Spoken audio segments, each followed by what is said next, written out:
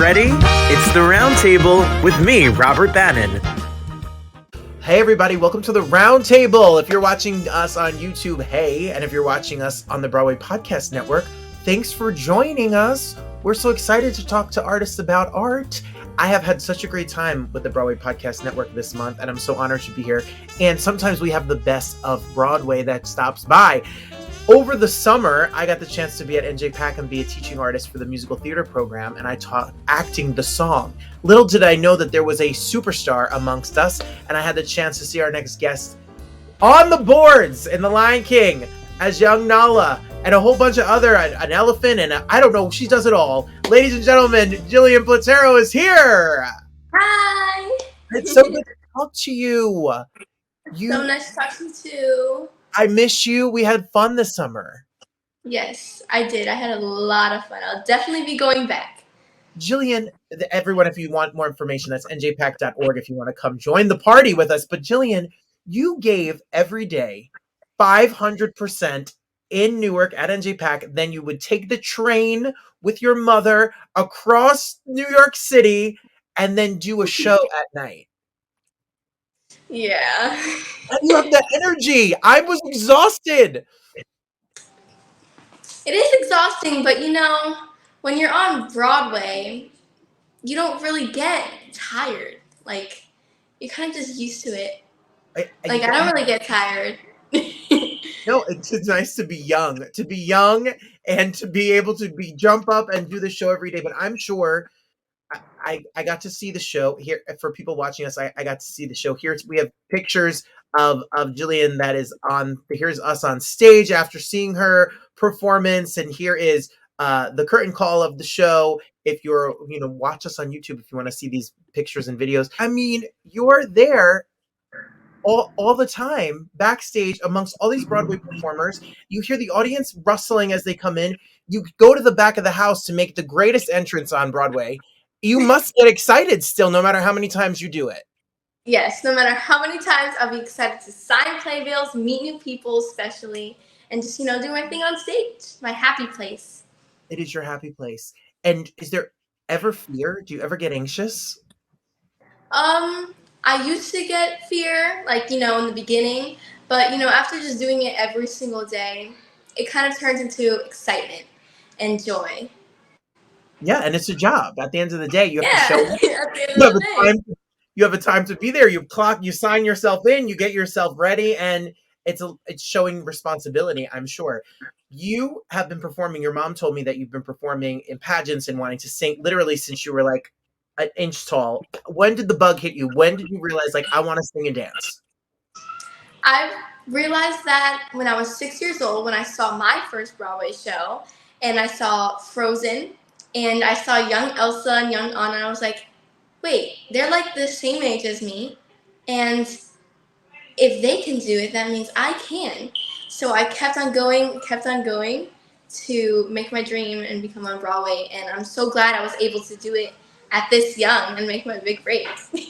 Literally, and I can't wait to see the next show and the next show and the next show. If you follow Jillian on social media, you'll be able to see what days she's definitely on. You could go to @Jillian Paige, PAIGE_dreams, DREAMZ, and follow you so that we can stay up to date. And you could always get your tickets to see her as young Nala in The Lion King at lionking.com. Even if you've seen it before, there's nothing like The Lion King on Broadway. There's a lot of magic on that stage. There's a lot of secrets that Disney magic. Yes, Disney magic everywhere. I heard that your family are like kind of Disney fans. You guys go to the park. You guys live it up as. Yep, we love Disney. We are definitely a Disney family. We have all the Disney merch, of course the Lion King merch, but we have a bunch of more Disney movies. Like another one of my favorite Disney movies is Lilo and Stitch. I have lots. All you can see me doing is watching Disney Plus. Disney Plus. There you go. That's a good plug. You know what you're doing. That's right. Plug the boss, Jillian. So tell us, for everyone out there, there are people watching, and what's so amazing, you're so humble, you're so regular, you want to be, when we were this summer, you were like, please don't talk to me about my professional life. I just want to be amongst but now that I've got you here and it's just us, tell the people out there that want to be on Broadway, what was the process like for you to audition? How was it like when you got called, and what's in your book? What did you sing? Tell us the whole thing. Of course. So, unfortunately, when I had auditioned, it was on Zoom, but mainly it would have been, on person. I had got an audition from my agent and manager, and they said that I had the audition and the opportunity to be young Nala.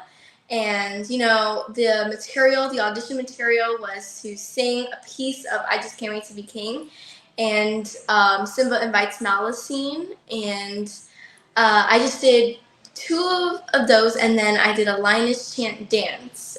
When I come out, my first entrance as Nala, I had to learn a piece of that by a choreographer. So there were three things I needed to do for Lion King, and I had to accomplish that. When I first auditioned, I had got a callback, and then I got my final callback.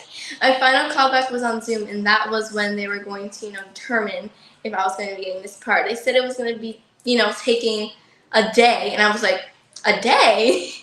Okay. So I did the final callback, I did the audition, and then actually my mom didn't tell me, but she knew the next day that I had got it and booked it. But my manager told my mom, don't tell her until Friday, because my manager and my agent told me at the same time on phone call. So I was actually in Pennsylvania, and I was in the car. It was actually late at night, and my sister and my mom were doing something, and my mom was like, hey, we have to tell you something. And I had actually, that week, I auditioned for the Grinch National Tour, and I had also auditioned for Lion King. So there were two, opportunities that I had. So I was like, which one did I get? I really, really wanted Lion King. And so my mom put my manager and agent on the phone, and they said I booked it. I was screaming. I was crying. It was a lot of emotions happening, but that's just, and the casting directors also are really sweet and nice, and they did give me a few tips, and they just see how you pick up. They see how you pick up the tips and pick up the choreography and pick up whatever they say, just, right on the spot. Absolutely.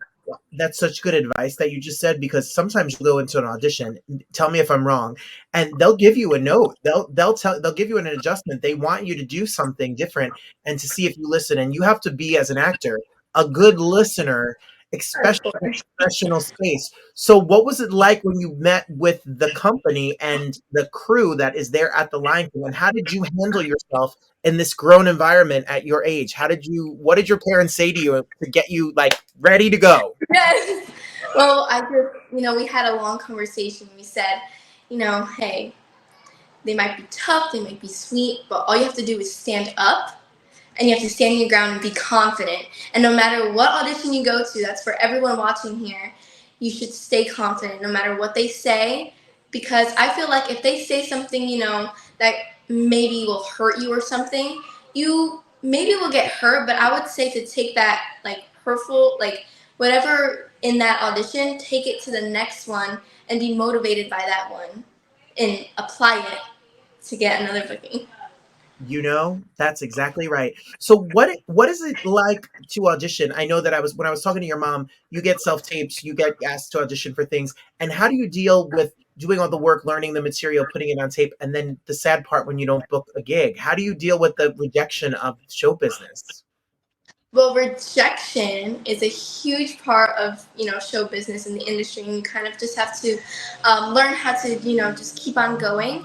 But when I get an audition, I make sure to see all the material. If I have to sing, I have to act, I have to dance, learn sides. When I'm learning sides, I like to highlight my character, make sure, this is the person I'm playing. And also, there are some acting tips I have. You should always read the whole script, even in between, so that you know what's happening in the situation. And that really helps me, and that's what helps me learn and memorize my lines by, the next day. Because I can get an audition one day, and then it'll be due date tomorrow, or you know what, I have to do it. Absolutely. Have to do it, put in the work. And you never know what could happen. You could book it, or you may not book this one, but they'll remember you for the next one. What Yeah. What are some of the musical theater people that you look up to? Like, what shows do you like to go see? What casts are you obsessed with? Like, what is Jillian listening to Broadway wise when you're home? I absolutely love listening to Broadway, and especially, I don't even, you know what, I don't even think I have a favorite Broadway show. I'd say that like the top one is Wicked, and a person I really look up to is Idina Menzel. She is absolutely amazing. I love her voice, and she also played in Frozen, and she was also Alphaba in the original Wicked. So I really look up to Idina Menzel. She's amazing. I love the cast of Six, and I've met a few people. You know, when you're in a Broadway show or in the industry, you meet a lot of connections and you meet a lot of new people, and that's the main thing you'll see. And you can meet like lifelong best friends in the industry or wherever you go. It is really a community. Broadway is not that big. It's just, that you guys do a lot of events together, fundraising events, if it's for Broadway Cares or if it's Broadway Barks or et cetera, all these different events that go on. And you really are a community that works together. And I could see you being Alphaba in 10 years. You watch out, everybody. Watch, watch Yes, that's my next role. Watch Um, out. I know it's happening. So what is a typical day like for you now that school's back in session? How do you handle your schedule? What is it like when you wake up in the morning? well, I usually, set up alarm. I have to wake up at like, 6:30 a.m. for school. And, I get to school, have to do a full day. I end at like 3 o'clock. And my mom picks me up at 4:30 to, go to the train station. And usually call time will be like, 5:45 or, 5:50. And I'll have to go and, just do a show. There are some times in some parts where I am exhausted, but that's it.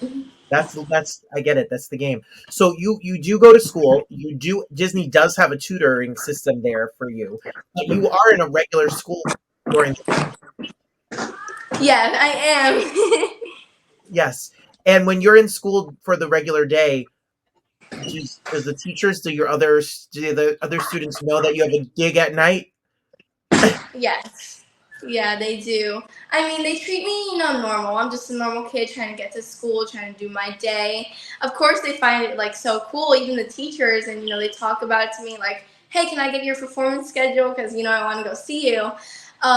But like overall, they don't treat me like, "Oh my God, you're famous. Can I take a picture of you?" They Right. just, they're like normal because like before they knew me and I wasn't on Broadway, and I was just a normal person, a normal friend to them. So that's who they see me as, just normal person.